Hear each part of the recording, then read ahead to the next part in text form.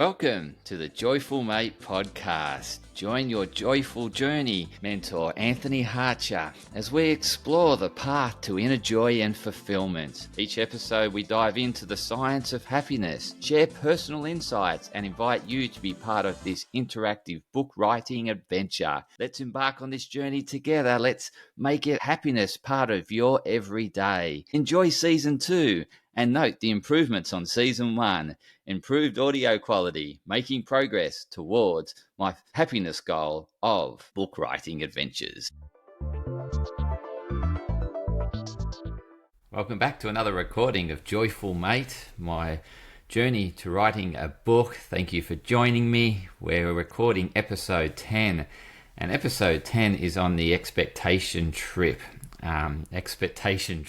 Okay, so the expectations is that if I achieve this, if I get this, if I have this, then I'll be happy, right? So it's tying happiness to an outcome. And the issue and concern around that is that you're holding back happiness. You can experience happiness in every moment, every part of every day, and it doesn't need to wait for a particular outcome, particularly outcomes that are out of your control. So imagine setting a if I achieve this, if I did this, if I got this, based on something that's never going to happen. So therefore you will experience less moments of joy, fulfillment, happiness, contentment, satisfaction, because you're tying it to something and you're waiting for that, and you may wait forever because a lot of these things, these expectations that we set, are out of our control. And the only things that are in our control is how we perceive the world, through our senses, and how we then filter that world through our, our way in which we see the world and process it, and then our motor output, our behavioral response. So that's what we have control over. We can alter all three of them in terms of what we're sensing, how we're perceiving it and processing it, and then our behavioral output. But outside of that, we have very little control. Like, for example, if your expectations, like if this person does this, then I'll be happy, well, you can't control that outcome.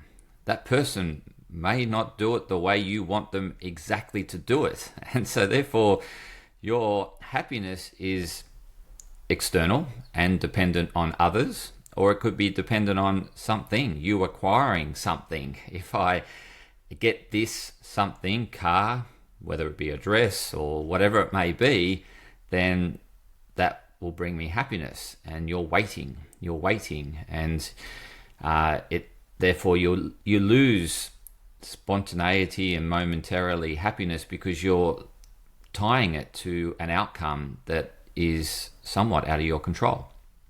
So that's a real trap, an expectation trap, and really robbing us of experiencing happiness on a continual basis. So in terms of expectations, the expectations you don't want dependent on things out of your control. So expectations around how someone behaves or what they do or don't do, around an acquisition or something behaving. So like a IT program, like the expectation is that the IT will run perfectly and it will always run perfectly.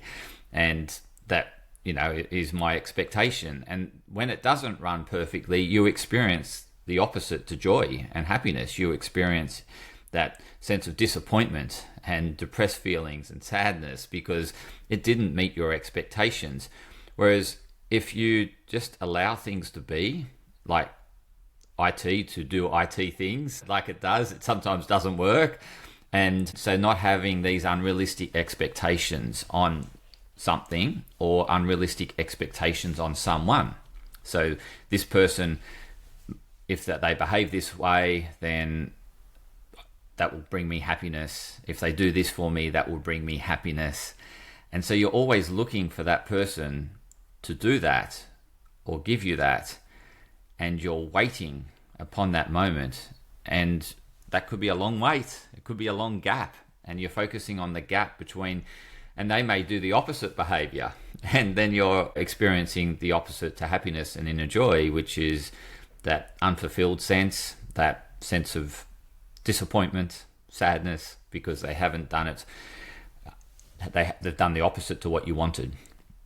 And the other thing is, when they do what you want them to do, but they do it in their way, then you're still disappointed because they didn't do it in your way, exactly how you wanted it. And so that's really setting up these really unrealistic expectations, totally beyond any control that you have. And so it's tied to something that is external to you and beyond your control. And so therefore you are controlled by the external world to experience happiness. So your happiness is dependent on something out of your control externally of you. Whereas if you don't have these expectations on the external world and allow the external world to be, and to allow people to be them and not project onto them how they should be, or you want them to be, or they ought to be, or that IT or that whatever it might be to behave in a particular way, like a car should never break down, a car should never have a flat tire, and those sort of unrealistic expectations, what it does is set you up to experience more disappointment. So how you want to see the world is as it is, and allow it to be as it is, and allow people to be as they are, and ultimately respect people for who they are, what they do, and their way of doing things. And then therefore you can appreciate people for who they are, because you're not driving an expectation on them in order to be someone they're not. And that ultimately drives disappointment in you.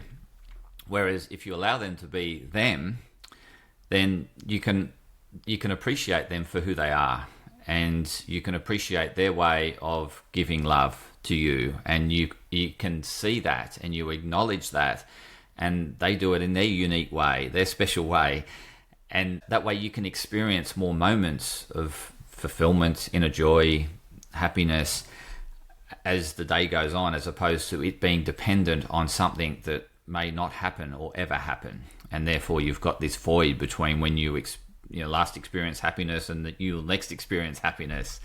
So you don't want to tie it to external things. So don't link or associate happiness with external things out of your control.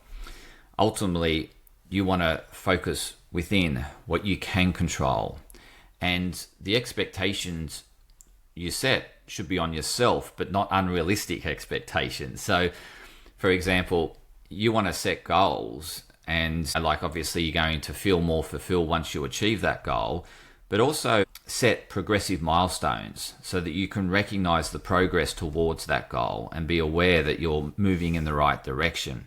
Because then it's less tied to the outcome. You may never achieve the outcome. However, you've noted your progress and expressed gratitude, and that gives a sense of fulfillment, and you experience that inner joy and contentment and satisfaction with life as you go. And it's not tied to the end outcome, which you may never get there. So it's really important to know your direction, and then in direction be very aligned to who you are and what's important to you, but really acknowledging each day with your progress and that thing that you can control, what you do in relation to progressing in the direction of your goal.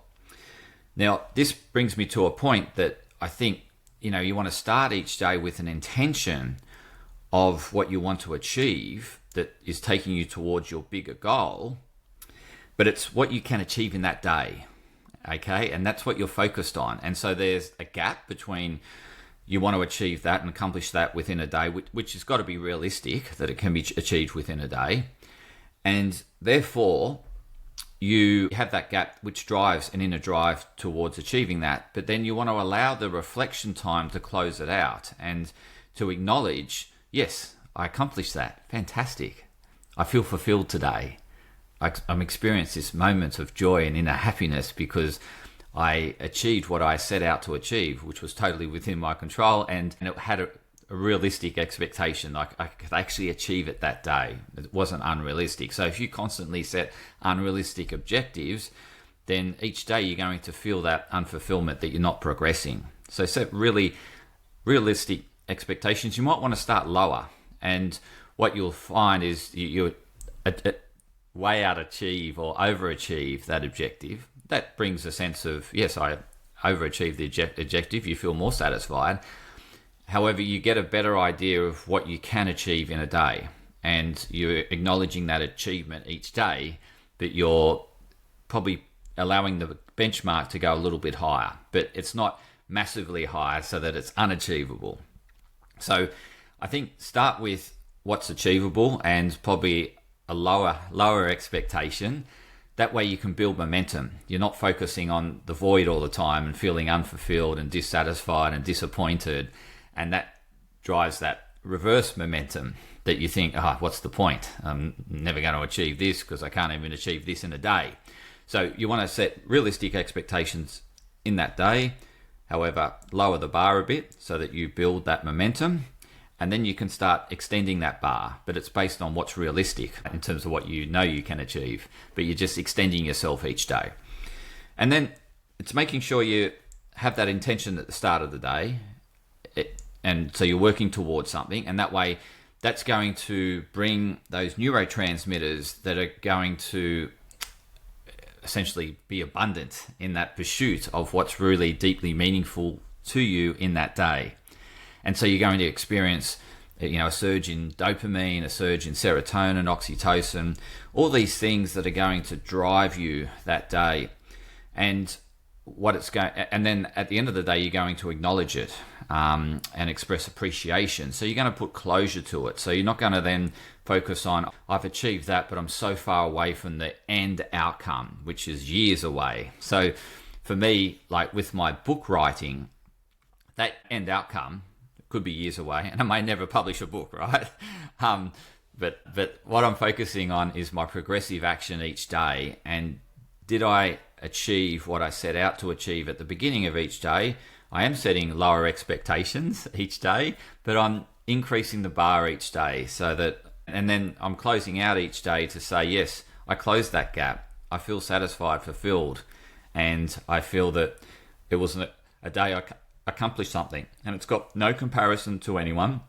It's got no reliance on external things, and there's no dependencies outside of me. It's totally within my control. It's realistic, and I can acknowledge it at the end of the day and express gratitude and feel fulfilled. So go to bed feeling fulfilled, which is really important. You don't want to go to bed feeling unfulfilled, because that produces distress, disappointment. And that distress is going to affect your night's sleep and affect your ability to achieve your goal the next day. And so it's closing out what you accomplished, acknowledging what you did, but then also if you didn't quite achieve your objective, just asking yourself why not and what you can do about it. So focus on the corrective action and put that in the next day. Okay, so then you can close it out and think, it wasn't a wasted day. I've learned something. I'm going to apply that corrective action the next day. And so it still brings total closure of the day. It still allows you to feel very accomplished for that day and very fulfilled and happy and experience that joy. You're going towards your bigger goal, and it's just doing and experiencing more periods of, like, you're really embracing the journey. You're really loving the journey, and it doesn't matter if you hit the end goal because you're enjoying the journey so much. And so that's, for me, ultimately how you want to go about this, because yes, you'll achieve the end outcome, but that will be fleeting sort of moments, like a day of sort of, showcasing your book or whatever. In my case, showcasing a book and, sharing that on social media and whatever. So, and that will feel, and maybe I'll get a bit of a buzz for a week or something, but if it's taken me 5 years to write it, then I don't want to defer my happiness and fulfillment to that couple of weeks at the end of 5 years, when I can experience joy and fulfillment all through the process of writing the book. So for the entire 5 years, as opposed to just acknowledging it and recognizing it and celebrating the actual milestone of the end outcome. So it's more embracing the process, engaging that, closing that out, acknowledging, expressing gratitude, and setting corrective action for the next day. And it's not focusing on these huge gaps. yes, there is a gap between me and having that book published, but I'm not focused on that. I'm focused on my daily actions to get there, and I'm acknowledging them, closing them out, expressing gratitude and thanks, and noting the progress and development and the momentum I'm creating. So when I first started this, I just made a start, and the earlier episodes were terrible in terms of audio quality, and I was all over the place. But now it started the momentum, started the ball rolling, and now I'm doing the finessing in terms of how can I make the audio and the process and the journey and the behind the scenes, work in progress, how can I make it engaging for you? How can I take you along with me as opposed to leaving you behind with this mumbling voice down by the beach? So I've worked out how I can record down the beach now and it be so much better in terms of sound quality. So that's going to improve. So I can still do my outdoor recordings and it can still be beneficial to you. I've got more structure in terms of how I do my work. Initially, I was just getting down thoughts. So it was more brainstorming those early episodes. But now it's less brainstorming and more clarity in terms of structure and what I want to talk about. But I needed to do that brainstorm, and I wanted to share that because it's just part of the work in progress. It's part of the behind the scenes.